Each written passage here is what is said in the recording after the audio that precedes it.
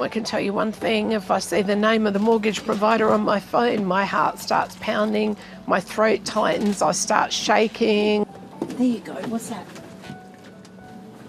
The house is what I've been trying to hang on to.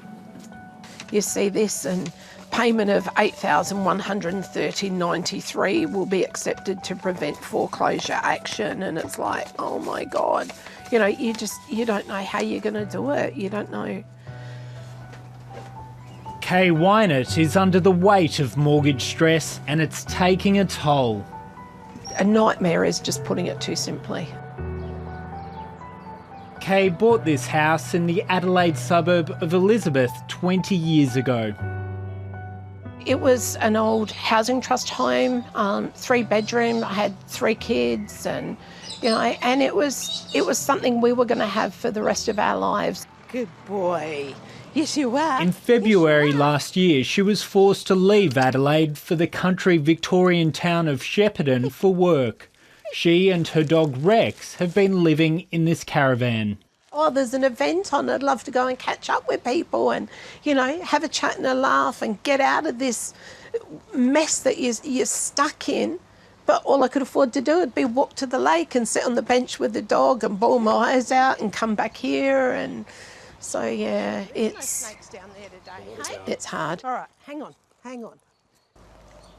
That's what it's like, trying to day after day keep holding it together.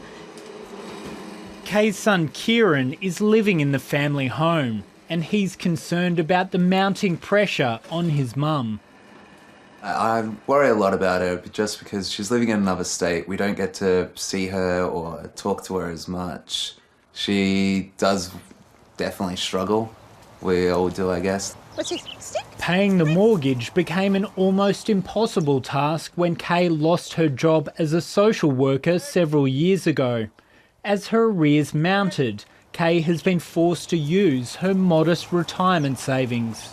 I'm not going to have super to retire on. And as I said to the ATI, as I've said to the superannuation mob, wouldn't it be better off to pay the house, take that stress off of me, than have $30,000 left when, you know, I retire, because I may not make it to retirement. I have no doubt that the degree of mortgage stress, whatever it is higher now than it has been at almost any point in the last decade. Mortgage stress is a growing problem that's being closely watched by the Reserve Bank, according to economist Saul Lestlake. Most Australians are not in that kind of position. ABS data suggests that almost 2/3 of Australian household debt is owed by households in the top 40% of the income distribution. There are some risks here, to be sure, but the Reserve Bank's assessment at the moment seems to be that this is not going to become a system-wide problem. But it's not just mortgage stress causing alarm for homeowners. Across the country, house prices are dropping. New statistics revealed the declines are hitting Sydney hardest, where prices have dropped 1.4% last month alone and are down a whopping 9.5% from their peak, close to a record. The agent spoke to me and said, you know, there's about 7% drop in the market, and it might go down further in the next year.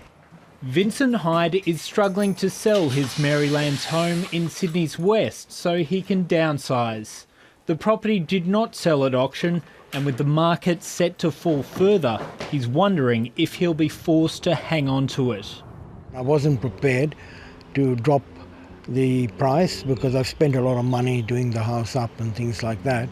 And other houses, about a year ago, other houses went for around about 1.1 million, so that's why I decided just to wait.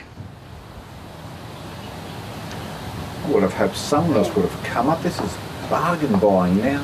Jesus. Just around the corner, real estate agent John Contos is trying to sell this 4-bedroom family home. There's little interest, even with the property selling for $150,000 less than it was valued at 2 years ago. In the western suburbs, Maryland's, Parramatta, Guildford have probably come down about 10 to 12%. Brand new duplexes that we were getting $920,000 for 12, 18 months ago, now we're battling to get $840,000. John is starting to have sellers approach him who are struggling with mortgage stress. Families who bought at the top of the market and can't meet their repayments, but face potential losses if they sell. What they paid for something 3 and 4 years ago, now they're getting 10 to 12% less. And if they only put in 10% or even 20%, there's not a lot left once costs come out. Saul Lestlake believes if house prices continue to fall rapidly in Sydney and Melbourne, it could result in more distressed sales and further downward pressure on prices. If, under certain circumstances, we were to see much bigger declines in property prices in parts of Sydney or Melbourne, for example, than most forecasters are currently expecting, then I guess there would be some increase in the amount of distressed sales.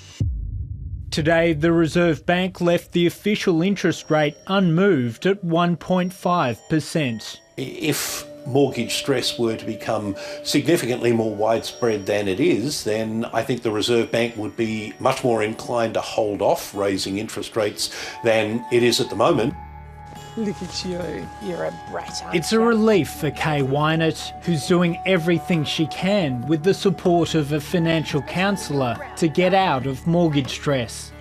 But the fear of losing her family home remains overwhelming. It might just be bricks and mortar, as they say, but it's sometimes it's your life, it's your stability.